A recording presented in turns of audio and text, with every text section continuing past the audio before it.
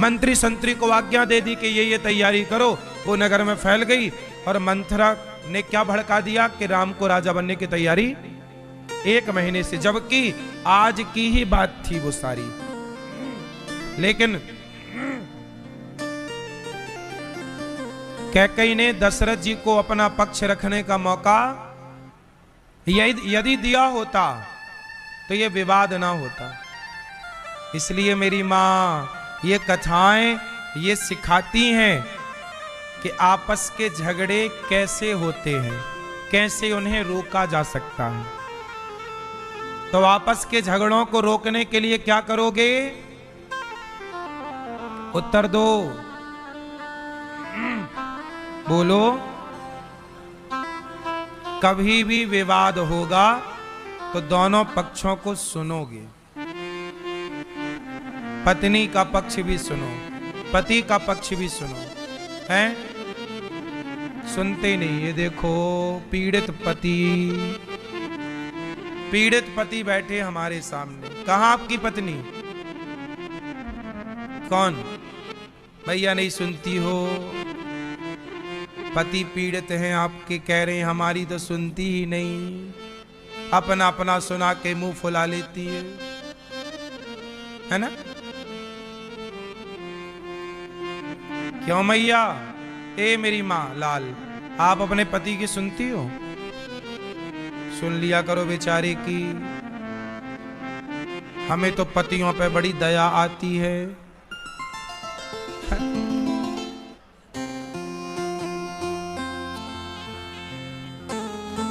बेचारे रो भी नहीं सकते। मैया बैठो।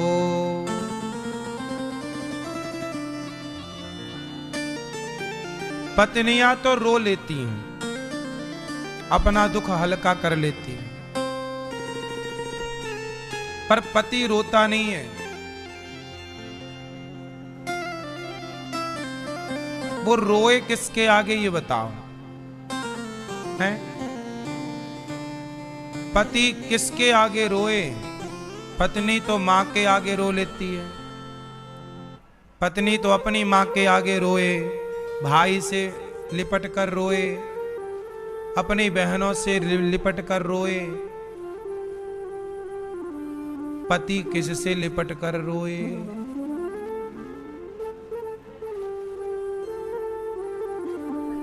इसलिए पतियों को अटैक ज्यादा आता है।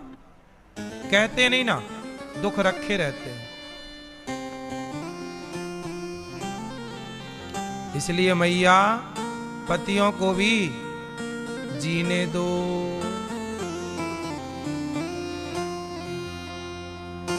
उसकी भी सुन लिया करो बेचारे की। पत्नियों की भी सुनना चाहिए, पति की भी सुनना चाहिए। आज के युग में ना पत्नियां ज्यादा बलवान हैं। बोलो हाँ। सरकार पत्नियों की सुन रही है। कोर्ट कचहरी सब तरफ नारियों की सुनवाई, पुरुषों की कोई सुनवाई नहीं है। क्यों? मेरा मानना है कि गलती मैं करूं मुझे भी दंड मिलना चाहिए। आंगनवाड़ी में जो राशन आता है ना बच्चों के नाम का दलिया, वो तक भ्रष्टाचार की बलि चढ़ता है हमारे देश में। एक आंगनवाड़ी वाली बहन आई, बताई गुरुजी आता है जितना उसमें से 12-15 किलो देना पड़ता है अधिकारियों को। अब सोचो कि 100 आंगनवाड़ी केंद्र हैं आपके अंडर में, अधिकारियों के अंडर में होते 100 आंगनवाड़ी। अब 100 आंगनवाड़ी केंद्र ने सब केंद्रों से 12-12 किलो इकट्ठा किया गया या 15-15 किलो इकट्ठा किया गया। तो अब देखो लंबी क्वांटिटी आती है, दलिया आता है, सब चीजें भगवान जाने क्या क्या आता है, हम तो देखते नहीं क्या आता है। लेकिन भ्रष्टाचार तो देखो आंगनवाड़ी में भी है। बोलो हाँ, ये बात सही है कि गलत है? फिर सबसे छोटी शुरुआत वेश आंगनवाड़ी, जो बच्चों के नाम का दलिया आता है 2 साल 3 साल के बच्चों का, वो तक खा जाते हैं भ्रष्टाचारी। इसलिए अंधा कानून नहीं चाहिए। कैसा चाहिए? बोलो। आंख वाला।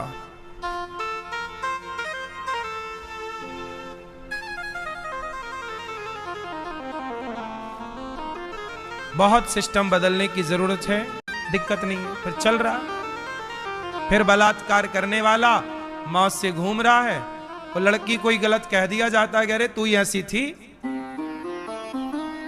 उसको ही गलत ठहरा दिया जाता है। चलो भैया किसको कहें, हमने तो बात कही थी सुग्रीव और बाली, कि सुग्रीव और बाली में लड़ाई इसलिए हुई क्योंकि दोनों पक्ष को सुना नहीं। हमने बात की थी कि लड़की का पक्ष भी सुनो और लड़के का पक्ष भी सुनो, अंधा कानून नहीं हो, दोनों के पक्ष सुनो। जो गलत है उसे दंड दो, जो निर्दोष है उसे, कोई लड़की निर्दोष है तो उसे छोड़ो, और लड़का निर्दोष है तो उसे छोड़ो। लड़की दोषी है तो उसे दंड करो, लड़का दोषी है उसे दंड करो। राम जी ने कहा कि तुम्हारे भाई ने बड़ा गलत किया है तुम्हारे साथ। सुनो सुग्रीव मारी हूं बालहि एक ही बाण, ब्रह्म रुद्र शरणागत गए न उबरे हैं प्राण। सुनो सुग्रीव, ए सुग्रीव सुन, राम बोले सुनो सुग्रीव मारी हूं, सुनो सुग्रीव मैं मारूंगा बाली को एक ही बाण से, कहीं ना जाए, कोई बचाने वाला नहीं। राम जी ने प्रतिज्ञा कर ली मैं बाली को एक बाण से मारूंगा।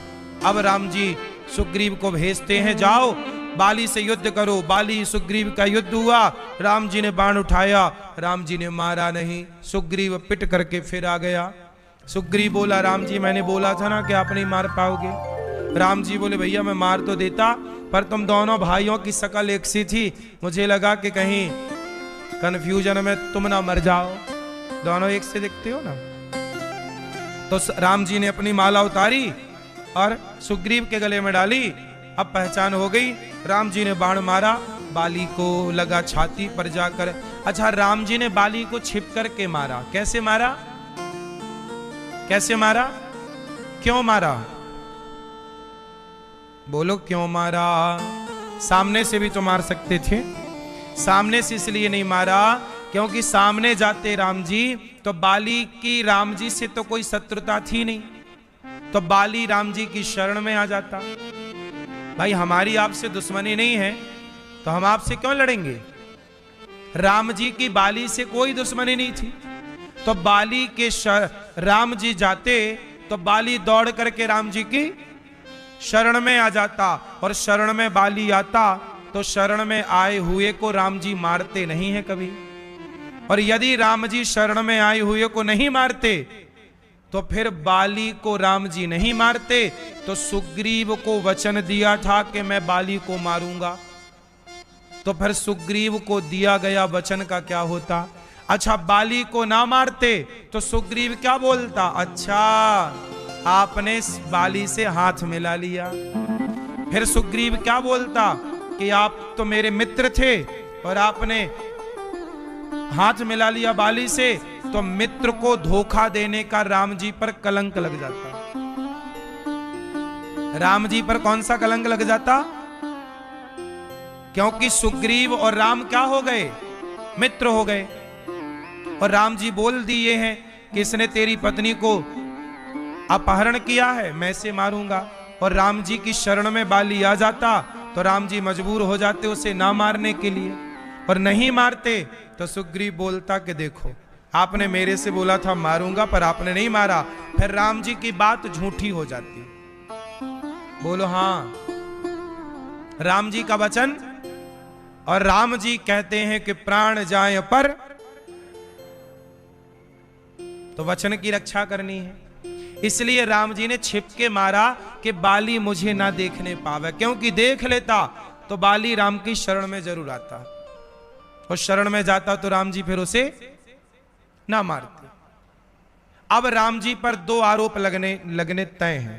पहला आरोप, यदि नहीं मारते तो ये आरोप लगेगा कि राम जी ने अपने मित्र को धोखा दिया, सुग्रीव को। लगता, बोलो हाँ या ना। और यदि राम जी छिप के मारते हैं तो ये आरोप लगेगा कि राम जी ने बाली को छिप के क्यों मारा। आरोप तो लगने ही थे राम पर। तो राम जी बोले चलो ये बाल आरोप लग जाए कि छिपके क्यों मारा, कम से कम मित्र को धोखा देने का कलंक तो नहीं लगेगा।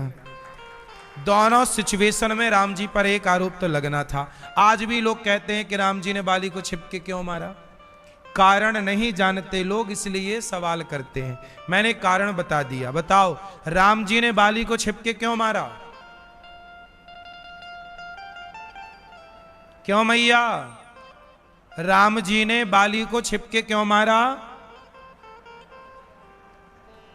क्योंकि बाली शरण में आ जाता, और शरणागत कहूं जे तजही हित अनहित अनुमान, ते नर पावर पापमय ते नहीं बिलोकत हान। इसलिए राम जी ने शरण में आए हुए को मारते नहीं, इसलिए जो सही लगा। फिर बाली बोला कि कारण कवन नाथ मोहि मारा, मैं वैरी सुग्रीव प्यारा। हे प्रभु आपने मुझे क्यों मारा? राम जी ने कहा कि तूने अपने भाई की पत्नी के साथ गलत किया, तूने भाई की पत्नी को चुरा लिया। अनुज बधु भगनी सुत नारी, सुन सठ कन्या समय चारी। हे मूर्ख सुन, छोटे भाई की स्त्री, बहन, पुत्र की स्त्री, ये कन्या, कन्या मतलब बेटी, ये चारों बेटी ही हैं। छोटे भाई की पत्नी कौन होती है? अरे भाई, आपका जेठ आपको क्या मानता है? बोलो। भाई जेठ के लिए हमारे छोटे भाई की पत्नी हमारे लिए तो बेटी ही हुई। जैसे लक्ष्मण जी की पत्नी, राम जी लक्ष्मण जी की पत्नी को क्या मानेंगे? बोलो। लक्ष्मण जी तो राम जी की पत्नी को भाभी मानेंगे। समझ में आई? अधर्मी को अधर्म से मारना ही धर्म है। हम तुम अधर्मी हो तो तुम अधर्मी को हम धर्म से कैसे मारेंगे? जैसे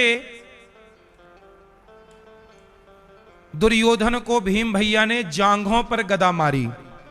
युद्ध का नियम होता है कि जांघों पर गदा का प्रहार नहीं किया जाता, मना था। तो भीम भैया ने गदा कहां मारी? जांघों को तोड़ दिया दुर्योधन की। तो दुर्योधन ने कहा, बलराम जी ने कहा कि तुमने बाली गलत किया, भीम तुमने गलत किया, तुमने युद्ध के नियम को तोड़ा, तुमने धर्म का उल्लंघन किया। तब भगवान कृष्ण बोले कि दाऊ भैया, बलराम जी, जब ये द्रौपदी को अपनी जांघों पर बिठाने की बात कर रहा था तब क्या वो धर्म था? जब भरी सभा में ये द्रौपदी के कपड़े उतार रहा था तब क्या वो धर्म था? इस अधर्मी को, दुर्योधन जैसे अधर्मी को अधर्म से मारना ही धर्म है। इनके लिए कौन सा धर्म देखें भाई साहब? तुमने कौन सा धर्म देखा था? तुमने धर्म का आचरण किया होता तो हम तुम्हारे लिए भी धर्म देखते। बोलो सही है कि गलत है?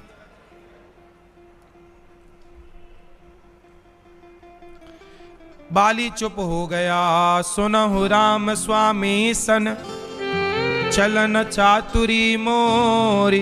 मेरी कोई चतुराई चली नहीं, प्रभु अजहूं मैं पापी, अंतकाल गति तोरी। हे प्रभु अब मुझे कृपा करके। राम जी बोले तू कहे तो मैं जिंदा कर दूं तुझे, अचल कर दूं। अचल करूं तनु राखूं प्राणा, अचल कर। नहीं नहीं, बाली बोला जन्म जन्म मुनि जतन कराही, अंत राम कहियावत नाही। आपका दर्शन हमें सामने से हो रहा है। लोग तो आपका दर्शन क्या नाम लेना, मरते समय लोग नाम नहीं ले पाते। अब आप सामने खड़े हो, अब मैं जी के क्या करूंगा प्रभु? आपका दर्शन करते करते मेरे प्राण जाएं, बस यही कृपा करो। अब नाथ करि करुणा बेलो कहूँ देहु, जो बर मांगहु जेहि योनि जन्महु, कर्म बसता राम पद अनुराग। क्या बोला प्रभु? बस मेरे हृदय में आप बैठो, मैं जिस योनि में जाऊं आपका दास बन के रहूं। बाली की मृत्यु हुई। बाली ने मरते समय अपने पुत्र का हाथ राम के हाथ में दिया, अंगद का। अंगद के साथ प्रभु अच्छा व्यवहार करेंगे। एक पिता का धर्म है कि वो मरते समय अपने पुत्र को भगवान को सौंप करके मरे। इसलिए आप लोगों की जिम्मेदारी है कि आप अपने बच्चों को भक्त बनाएं, भगवान का दास बनाएं, अच्छे रास्ते पर चलाएं। आपने बेटों को अच्छा रास्ता, अच्छा संस्कार दिया नहीं तो माँ बाप की ही तो गलती मानी जाएगी। पत्नी आई तारा, रोने लग गई बाली के लिए, तब राम जी ने तारा को समझाया। सुग्रीव राजा बने, और सुग्रीव जब राजा बने तो राम को भूल गए, पद पाकर भूल गए। पत्नी पाई तो पत्नी के संग उलझ गए। 4 महीने तक सुग्रीव ने राम से ये नहीं पूछा कि आपने पानी पिया कि नहीं, नाश्ता किया कि नहीं, कुछ खाया कि नहीं। पावा राजकोषपुर नारी, सुग्रीव वही सुध मोरी बिसारी, सब भूल गया। तब लक्ष्मण जी गए। सुनो सुग्रीव, जिस बाण से राम जी ने बाली को मारा है वो बाण खत्म नहीं भई राम जी के पास, वैसे बाण अभी और हैं। तब सुग्रीव तारा को लेकर आया राम जी की शरण में, और राम जी के सुग्रीव के द्वारा चारों दिशाओं में सीता मैया की खोज के लिए बंदर भालू चले। पूरब, पश्चिम, उत्तर, दक्षिण, चारों दिशाओं में चले। हनुमान जी भी चले। दक्षिण की ओर राम जी ने अंगूठी दी। ये मैया सो गई। सोने दो, सोने दो, सोने दो, सोने। मैया राम राम, सो जाओ मेरी माँ, कोई बात नहीं, अब रावण मरने ही वाला है, आप सो।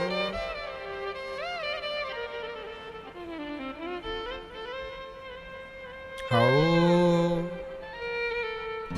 मैया सुनो।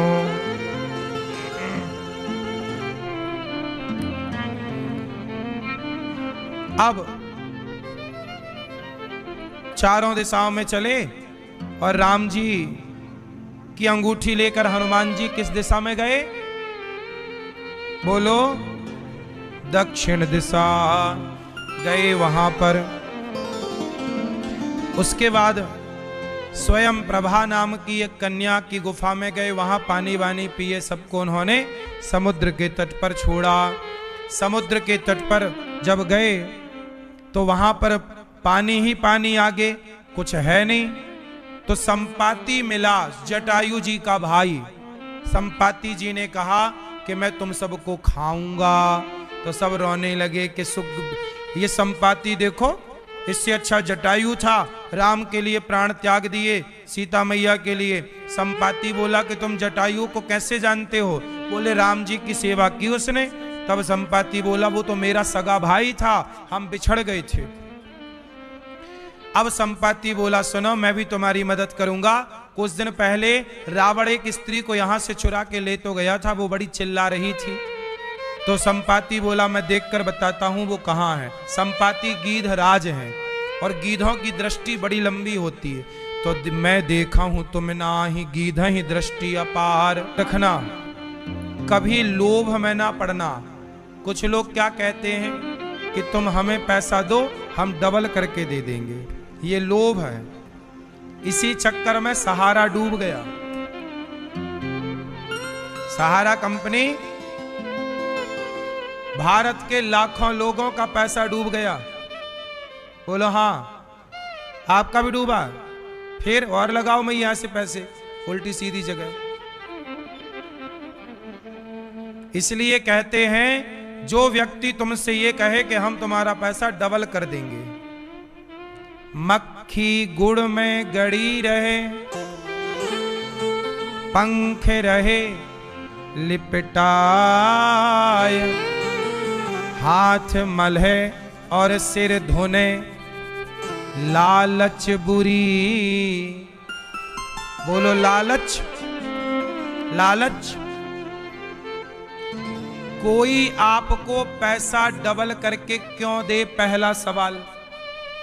मेरा कहना, तुम अपनी मेहनत करो, अपने आप तुम्हारे पैसे डबल हो जाएंगे। मेहनत पर भरोसा करो, कोई दूसरा क्या तुम्हें पैसा डबल करके देगा। सट्टा ना खेला करो। यह भी एक सट्टा था कि लोगों ने फलानी कंपनी में पैसा लगाया और वो कंपनी भाग गई। अब लगे रोने, कई लोग तो बर्बाद हो गए, सारी जिंदगी की कमाई लेके भाग गए। भाई आपका पैसा 5 साल तक आपने कमाया और कोई 5 साल की कमाई लेके भाग जाए तो आप तो 5 साल पीछे चले गए ना। बात समझो। इसलिए आपका एक भी रुपए कोई खाए ना, इसका आपको ख्याल रखना चाहिए। आपको प्रमोट करती है लघु उद्योग के लिए। खुद का बिजनेस करिए, खुद का व्यापार करिए, खुद 4 पैसे कमाने की काबिलियत रखिए। नौकरी देने वाले बनो, नौकरियां लेने वाले नहीं। पूरा फोकस रहे नौकरियां देने के लिए, 1% भी फोकस ना रहे नौकरियां लेने के लिए। बात सही है। समय बर्बाद ना करो, पैसे बर्बाद ना करो, पैसे की कदर करो, पैसे की कीमत समझो। तुम लोग सिगरेट पी लेते हो 20 रुपए की, शराब पी लेते हो, ये पैसे का दुरुपयोग है। तंबाकू खाया, थूक दिया, पैसे वेस्ट हो गए, कैंसर और मिला। देखो साहब, पैसे कमाना भी है। कैसे कमाए? एक आदमी है, वो पैसे, उसने क्या किया, गुटके की फैक्ट्री खोल ली। किसकी फैक्ट्री खोल ली?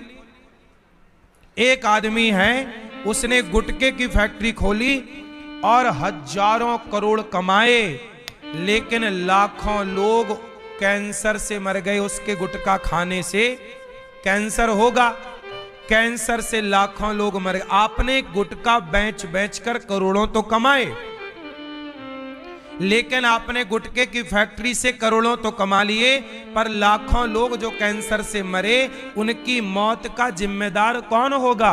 क्या वो गुटखा बनाने वाली फैक्ट्रियां, कंपनियां उनका मालिक ना होगा? तो तुम किसी की मृत्यु का कारण, बेचारे देश छोड़ छोड़ के लोग भाग गए, क्या फायदा? कौन सी समझदारी है? तुम हम पे परमाणु फेंको, हम तुम पे फेंकें, क्या होगा? मरेगी तो मानवता ही, मरेगी कौन? बोलो, मानवता मरेगी।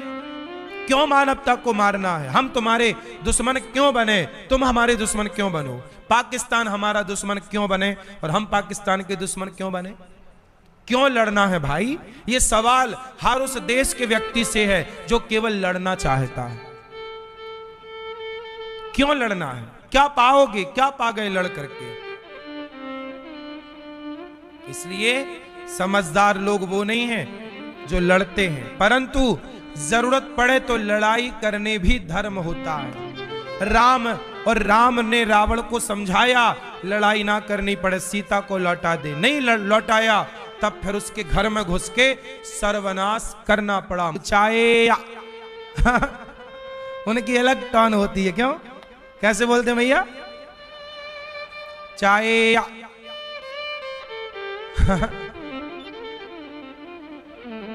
ऐसे चाहे आप विभीषण जागे तो राम राम ते ही सुमिरन कीना। विभीषण जागे तो जागते ही राम राम बोले, हे राम, हे प्रभु, हे श्रीमन नारायण, हे सच्चिदानंद, हे ईश्वर। जागो तो पहले ईश्वर को याद करो। और आप लोग जागते ही चाय बन गई क्या? मैया। इसलिए चाय पत्ती में ना कीड़े लगते हैं कई बार। वो जो पत्ती नहीं होती चाय पत्ती, चाय पत्ती भी तो एक फसल है, उसमें भी इल्ली लगती है। तो चाय पत्ती की इल्ली जो होती है ना, इल्ला जो होता है, ये वही लोग जो ज्यादा चाय पीते थे। जाओ अब पियो चाय। सवेरे राम राम नहीं जपेंगे, चाय चाय जपेंगे। चाय फायदा करती है। मैं आप पीती हूँ चाय? हानि करती कि लाभ? तो काहे पीती हो? जानकार मैया, जानती सब हो, पिएंगी बराबर। आप पीती हो मैया चाय? पी ली मैया, सही खाओ मां कसम। लाल मैया आप चाय पीती हो? ए झूठ बोल रही हो मैया, तो वो तो वहां खड़ी खड़ी पी रही थी, तुम चाय कह रहे चाय नहीं पीते।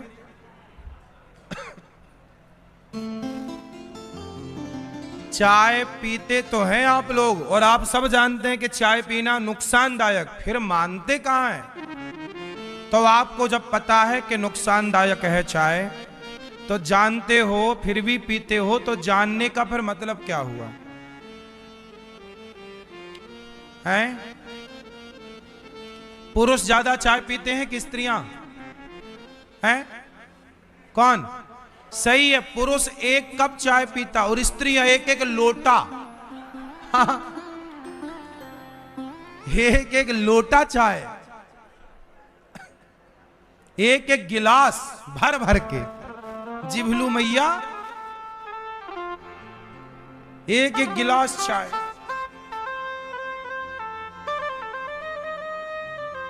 चाय बहुत सारी माताओं को शुगर है, डॉक्टर मना कर रहा चाय नहीं, चाय बिना कैसे रहेंगे, चाय मर रहे हैं शुगर से, फिर भी पिए जा रहे हैं। ऐसी बेवकूफी